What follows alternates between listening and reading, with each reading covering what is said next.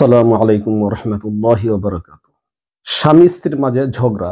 তো ঝগড়ার এক পর্যায়ে স্ত্রী তার বাপের বাড়ি চলে গেল। এখন যাওয়ার পর স্ত্রী উকিলের দ্বারস্থ হলো। উকিল একটি তালাকনামা লিখলেন। সেখানে লিখে রয়েছে যে স্বামী প্রথম মাসে আমাকে এক তালাক দিয়েছে, দ্বিতীয় মাসে আরেকটি তালাক দিয়েছে, তৃতীয় মাসে তৃতীয় তালাক দিয়েছে। এই তালাকনামা লিখার পর আদালত স্বামীকে ডাকলো।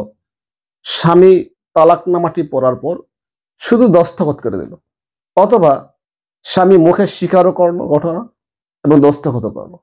এই অবস্থায় বিধান কি?